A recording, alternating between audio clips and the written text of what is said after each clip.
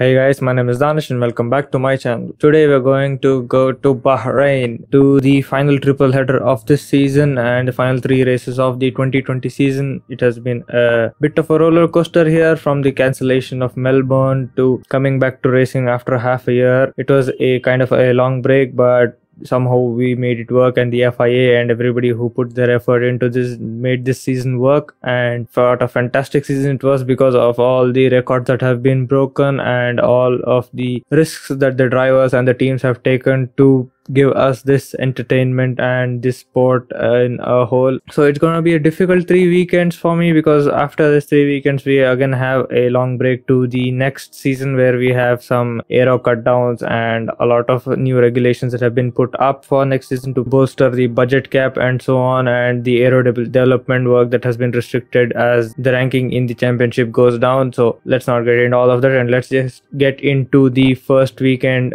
at Bahrain.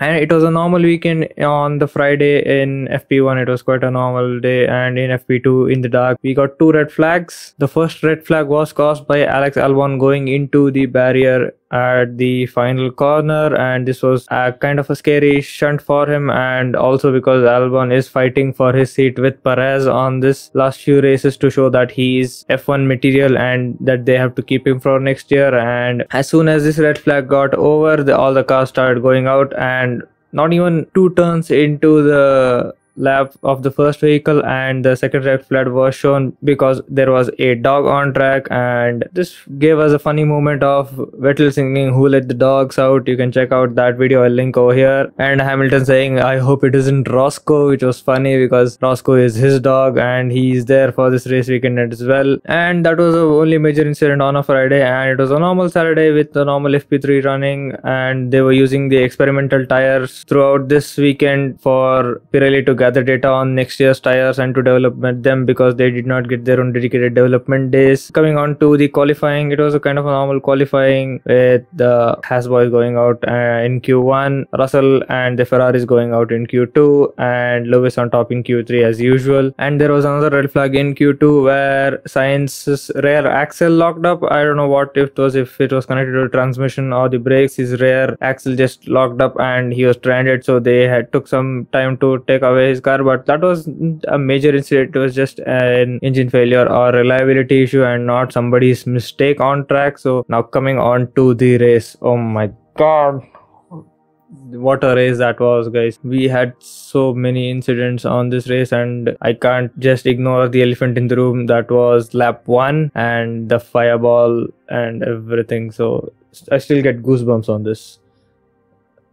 The moment I watched that, I have a habit of taking screenshots while watching the race, so I can have a more granular memory of all the bullet points that I have to talk to you guys while I'm jotting down the notes while watching. And when the crash happened at turn 1 with Romain Grosjean going into the wall and the car going up in flames, and I was just taking screenshot after screenshot after screenshot after screenshot. I was frantic over here. I didn't know what else I could do, and luckily with all the safety measures that have been put in place, and the marshals who were there and the safety car, medical car who was right behind the grid was there to help him and got Roman out of the car, and Roman was also awake when he got out. So it was a great effort from him as well to get out of a car with such fast reaction times. Yeah man, after that the race was red flagged obviously, and it took the marshals and the FIA an hour to remove the old barrier with still half of the car stuck into the barrier. The car just split in half, guys. So the engine and the rear axle transmission, the rear wing was in one place, the front nose was not at all visible, it was completely disintegrated, and the shell where the driver sits in, that was lodged into the barrier at an angle, and the halo that is there in front of him and covering him pushed him into the barrier, and he got out from the other side of the barrier. So you should understand how scary that was, and I'll link a video up here as well as my Instagram feed that I'm going to share on this side, so you can see what is going on. And if you want to see more of these live recaps and incidents that occur live, and you can follow me on Instagram and check those out as well. And that was a very scary incident, and everybody in the pit lane who was stopped the car when they saw Romain get out, everybody was clapping, and it was fair because everybody is a driver, everybody have been close to each other, and they don't want to see anybody dying on a race weekend, because we really don't want that to happen. And the FIA also has worked very hard to make sure that doesn't happen. Even with Anton Hubert last year, it was an unpredictable freak incident with too many collisions hitting his car, and sadly we saw him lose his life in the sport. But FIA has learned from that, and it reminds us more and more about how dangerous Formula 1 race and how much risk the drivers put in, because even if a small thing fails, the greater risk here is the loss of life, and we really don't want to see that again after Jules Bianchi as well. At least up till now we haven't seen a racing driver lose his life after the Jules Bianchi incident.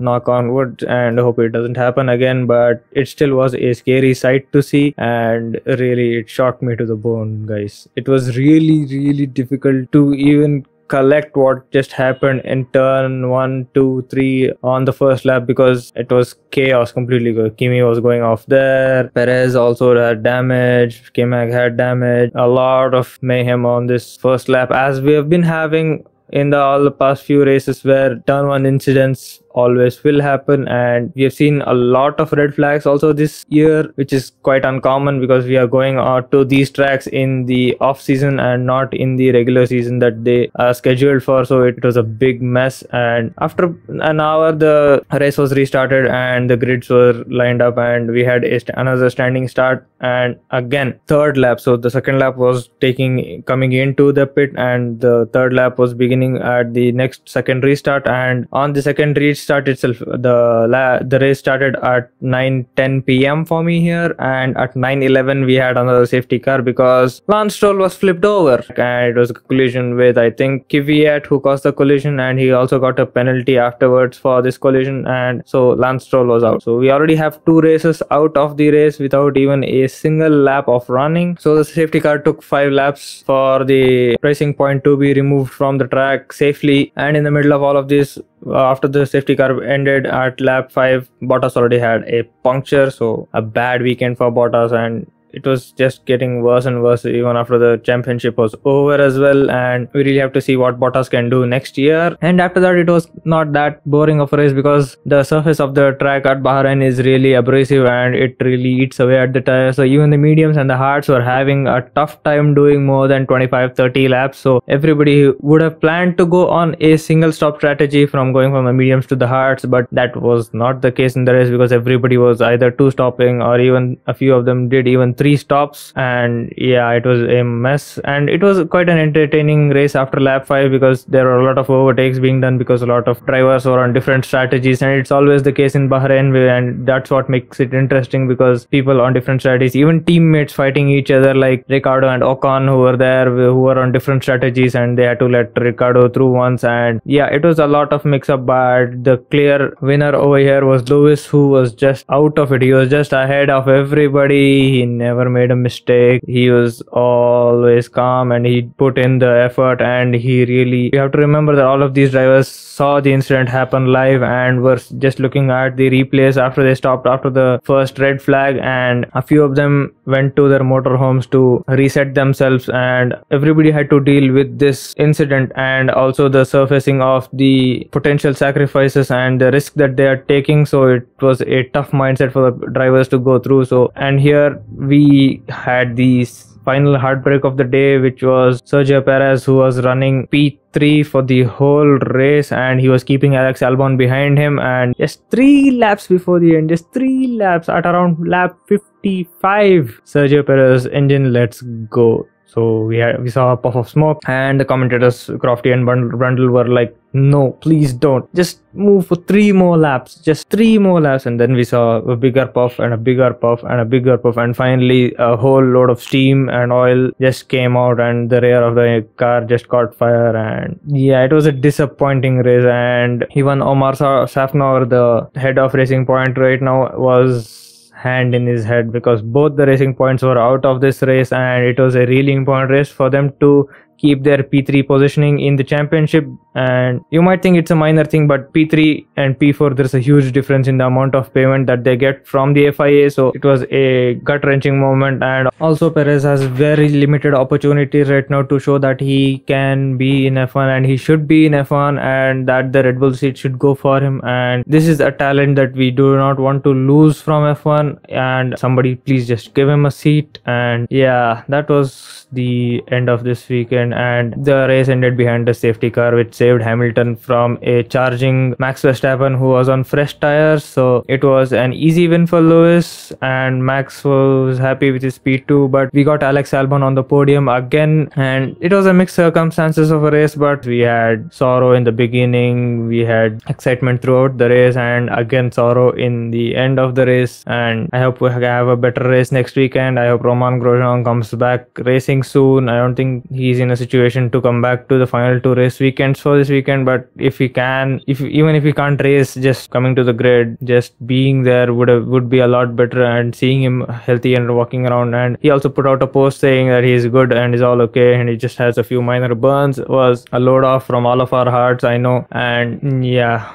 let's just hope we have a fun final 2 races to end this topsy-turvy season, followed by a lot of difficulties. And yeah, I'm looking forward for the final 2 races, especially the next race, which is the short track and a higher average speed. And it's going to be fun to see what is the ultimate level that all the cars have reached up to as a precursor to next season. So that was the Bahrain Grand Prix race recap, and that's it for me today. I don't have much more to talk about. So if you like this video, give this video a like, get subscribed to our channel for more of my content, and ring the bell icon to receive notifications as soon as I upload a video. Follow me on my social media channels, and stay home, stay safe. I'm gonna see you guys in the next one.